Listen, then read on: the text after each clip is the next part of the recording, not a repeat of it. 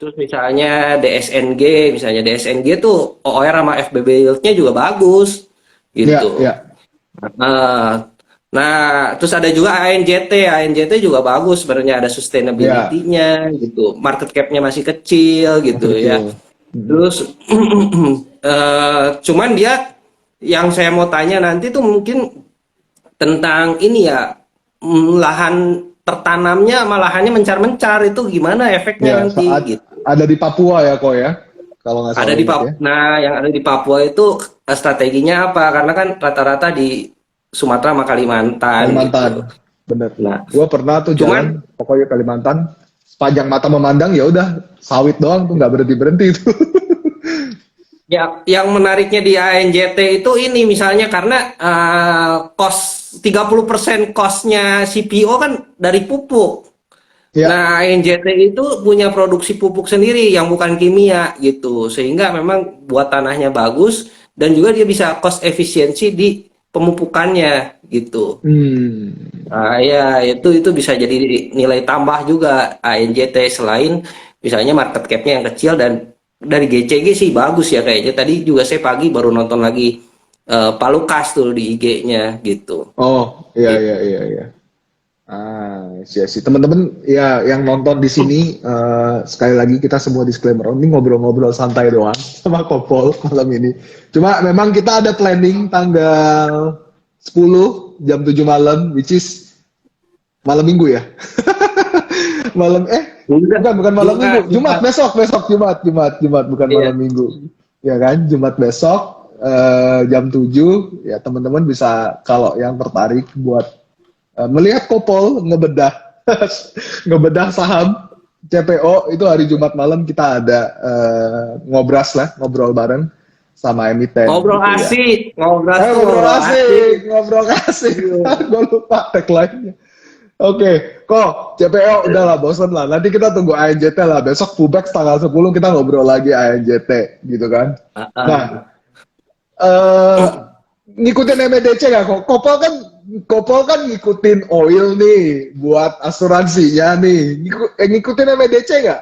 Soalnya gini kok, ini tadi ini gue ngobrol-ngobrol nih, menarik aja nih, punya satu insight aja nih. MDC itu kan 2021 kan banyak banget lakuin corporate action ya. Dia ada akuisisi Konoko, kemudian dia ya yang paling gede ya akuisisi Konoko lah ya. Dan laporan keuangan tuh nggak keluar-keluar gitu kok. Sampai keluar notasi gitu. Menurut Kopol, apakah memang sebenarnya ini karena konsolidasi dan nanti akan berpengaruh ke PBV ataupun ke TER-nya atau gimana nih? Ayo. Ini sengaja Gak nih, tahu langsung nih deh gua, ditembak. Gak ngikutin ya kok ya? Kalau gak MBDC tahu deh ya? Petko. Gua dulu juga, aduh, Oil tuh masih bingung gua terus terang. Blok-blokan Oh, apa itu gua masih nggak tahu deh. Nanti kalau gua udah lumayan bisa ya nanti gua tulis lah di channel ya udah, oke. channel ini. kita kita nodong Kopol buat bedah oil habis gini. Oil gua harus belajar dulu terus terang gua mendingan beli call dah gitu dibanding oil dah gitu. Mendingan Karena di gini call ya. kalau misalnya oil tuh problemnya kan sebenarnya Indonesia tuh bukan penghasil oil gitu, Vin. Hmm. Jadi nggak menarik Gitu. ya? Ya bukannya nggak menarik ya. Kenapa kita nggak invest di yang kita jagonya gitu di Indonesia Jago gitu jagonya, ya? Ya ya ya kan? ya ya ya ya. Kalau CPO kan memang jagonya kita kalau nggak Jagonya nomor ya satu nomor dua kan, gitu. kita call sama CPO lah ya kok ya. Kita Oh sama dua CPO komoditas itu. kan, nah, jagonya kita gitu misalnya. Itu kalau Hmm. kalau oil kan kita aja sendiri juga import gitu kan. Mm-mm, mm-mm. Nah, gitu maksudnya gitu. Tapi Kalau mungkin tradingnya kalau menarik. Trading oilnya, trade, Akra gitu. nah kayaknya Nggak Akra ngikutin tuh juga. bagus. Kayaknya Akra Kayaknya sih bagus ya. bagus Akra. Karena dulu gua pernah ikut pubex-nya sih, cuman nggak tahu-tahu banget juga gitu. I see, I Akra see, I menarik see. cuman udah mahal, Ivin. Iya sih, Akra udah mahal sih, naik-naik Udah terus. mahal. Dia bikin Hah? channeling gitu. Iya iya iya. Tapi ini masih gambar gua masih channeling nih. Nggak tahu semoga nyampe aja nih. Sesuai. Dia mah rapi Enaknya banget tag nih Akra. Gimana? ya Ya enaknya teknikal kan gitu. Satu ilmu bisa dipakai semua tuh, satu obat. Iya benar benar benar. Nggak kayak fundamental ya kok ya. Capek ya. Iya fundamental. Iya, harus bertapa dulu fundamental satu satu sektor aja, satu emiten aja lama, Vin, Iya belajarnya. iya iya. Iya iya iya. Jadi kita butuh orang-orang yang memang profesional ataupun ini ya ngerti di sektornya ya biar belajar Nah, bareng gitu biasanya ya kok ya. gitu. Kayak gue juga sebenarnya kan nggak ngerti semua. Cuman misalnya kayak ada teman-teman yang kerja di CPO tuh sama gue suka gue interview gitu. Kebetulan Inter- ada kebetulan ada ahli-ahlinya kan yang kerja di situ kan, sama gue di Ya ya interview ya kan, ya. oh gue jadi lumayan ngerti gitu mah. Atau enggak biasanya kita undang-undang orang-orang yang ngerti itu, misalnya kemarin undang yang ngerti shipping ya kita interview yang punya yang ngertinya kan gitu. Waduh, Kayak gitu. ini ada 3 pertanyaan kok. Cuma kayaknya pertanyaannya udah out of our world deh. Tapi gua nggak tahu ya, Kopol ngikutin atau enggak ya. Yang pertama saham ABA setelah diakuisisi MCAS. Nggak ikutan lah ya kita saham ABA lah ya. Apa tuh sebenarnya menarik ya Vin ya. Cuman Waduh, gawat kalau nih kalau misalnya Kopol udah bilang menarik. enggak, maksudnya kalau secara bisnisnya tuh lucu ya menurut gua ya. Gua sih lumayan suka bisnis konten gitu ya. Apalagi kan Abah itu kan misalnya ada ini ya sama kayak Deddy Corbuzier segala macem kan ya Ya, ya, itu. ya, ya. Terus kan Deddy Corbuzier juga kan udah rekrut beberapa YouTubers juga tuh di Ya, dalam di Dokter bagian bawahnya kan Indrawan lah, siapa-siapa aja gitu. close the door ya, close the door ya. Ya, Nah, close the door-nya yang itu. rekrut banyak. Bentar lagi kita ada close the door kali Radio Cuan enggak? Jangan kita open the door kok kalau close the door Oh, nanti oh nggak ya laku. open door. Iya. Iya, Nah, nggak cuman laku gua nanti tuh radio cuan. Abah tuh nggak ngerti ngitung valuasinya gitu, yang jadi susah tuh. Jadi mau masuk di berapa gitu kan, mau di berapa itu yang susah gitu. Ya, terus Hmm. kedua tuh mungkin grupnya MCES itu gua kurang belief aja gitu sama mereka gitu. Kresna ya, Gitu. itu kan basisnya dulu Ya, Kresna ya sebelumnya ya. grup Kresna itu gue kurang belief aja. Cuman kalau misalnya lihat dari prospek bisnisnya sih menarik ya. Kayak Mari pun sebenarnya menarik ya. Makanya banyak joint venture kan masuk. Cuman kendalanya Ya. ini kan misalnya dari startup ini tuh punya kendala di pendanaan gitu kan. Dengan naiknya suku Hmm. bunga ini kan pendanaan-pendanaan ini akan jadi susah gitu. Ya, Cuman setuju, ini tuh setuju. bisa jadi momentum juga karena misalnya pendanaan yang susah ini kita bisa cari misalnya startup mana yang kemungkinan tuh dia bisa leading akhirnya kan nanti banyak banyak startup yang mati, benar nggak? Ya, ya, benar, Nah, benar, benar. kita cari nanti mana yang kira-kira bisa sustain hidup dan bisa menjadi growth. Nah, itu nanti kelihatan pemenangnya gitu. Makanya Peter Lynch bilang Hmm. kan invest di sunset industry. Nah, misalnya kayak shipping kemarin tuh sunset industry karena Ya. oligopoli. Begitu Hmm. oligopolinya selesai, game changer, akhirnya kelihatan nanti yang leading. Terus nih, nanti Hmm. misalnya startup bisa juga kayak gitu. Nah, penerbangan bisa nggak nih kita lihat aja gitu, gitu. Iya, kayak Penerbangan kan kemarin udah lama. sebenarnya si Patrick Waluyo juga sempat mention kan, udah ada satu startup yang udah ngasilin untung, e-fishery kalau nggak salah namanya tuh. Nah, itu tuh kakak kelas gua di Wirausaha Muda Mandiri itu Gibran Oh, itu. oh, Iya, ini Gibran Gibran CNBC tadi nongol nih, ada orangnya nggak di sini? bukan Gibran itu. Gibran ITB ini mah Fisher itu.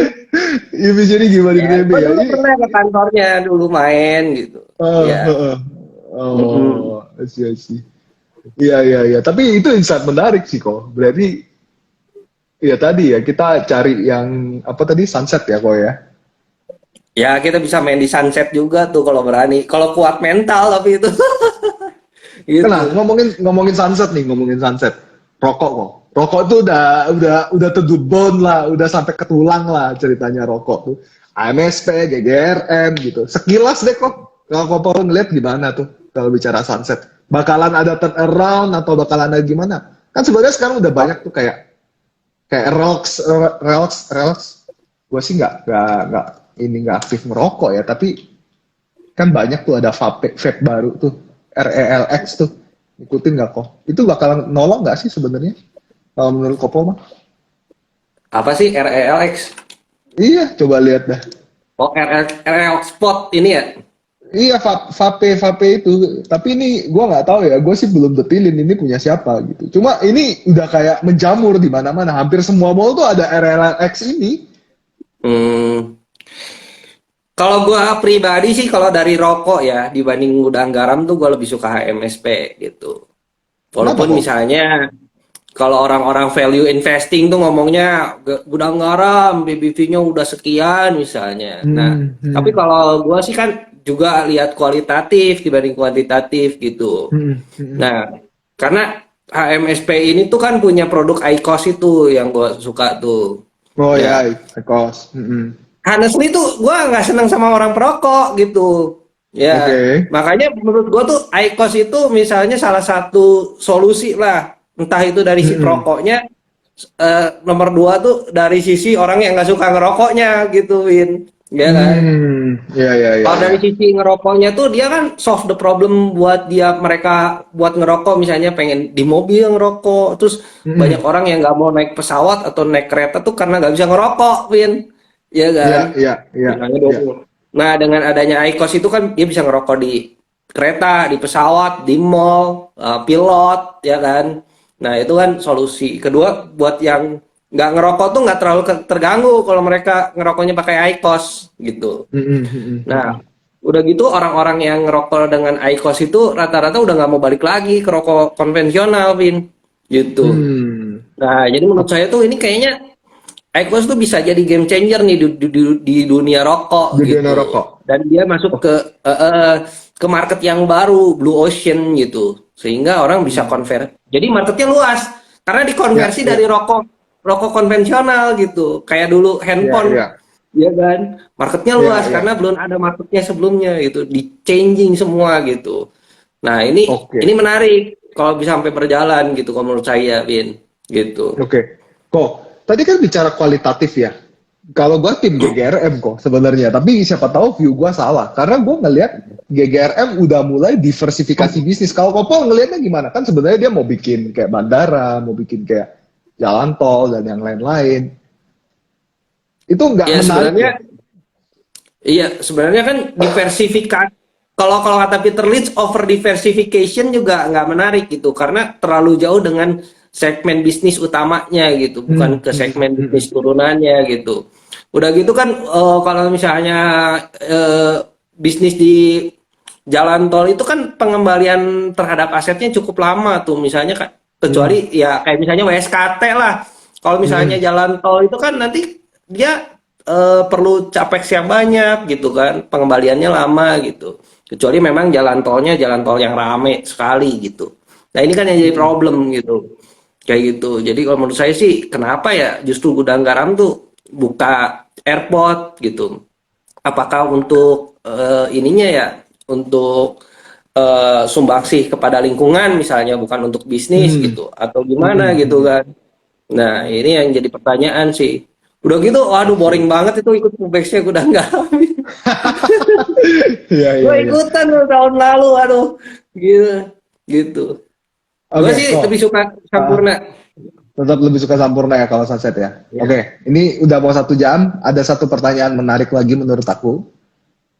Ini aku naikin.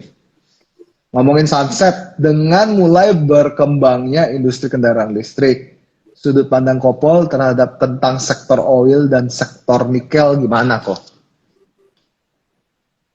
Sektor oil dan sektor nikel.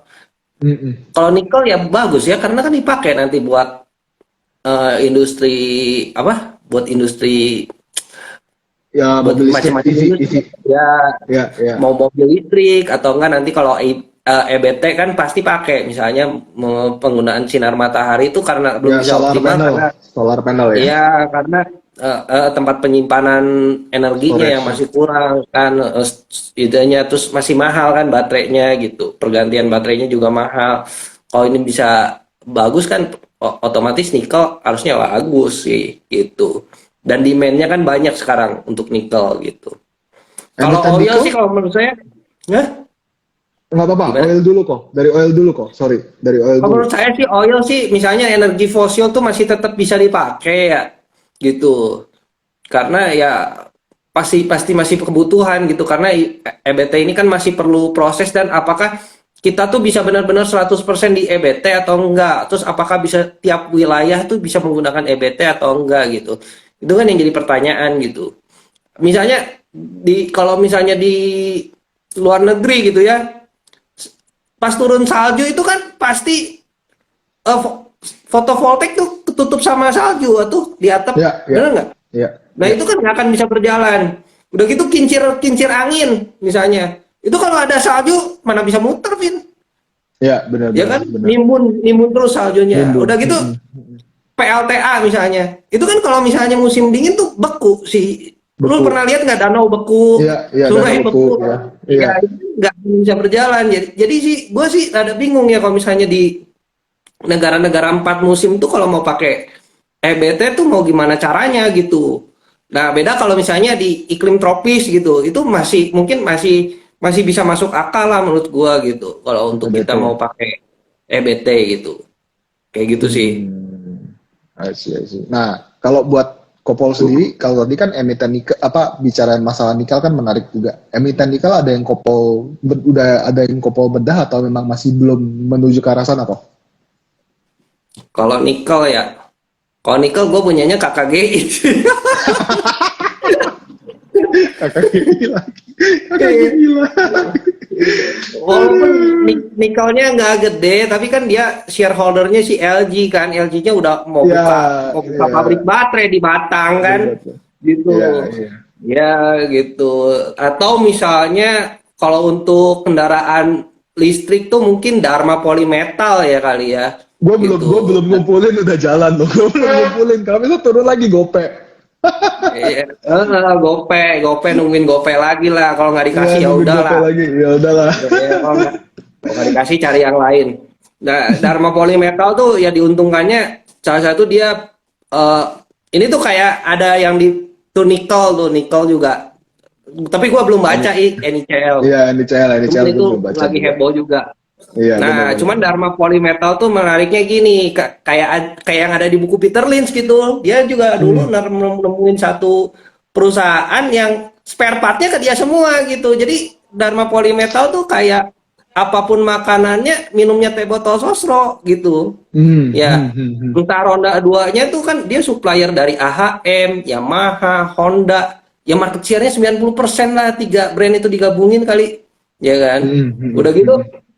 mobilnya Toyota, Hyundai, apalagi ya gue juga itu pokoknya market share-nya hampir semua lah gitu. Jadi apapun makanannya ya minumnya teh botol Soso, Aqua, Nestle kan gitu ya semuanya ke Iya, iya, dia iya. gitu ujungnya gitu.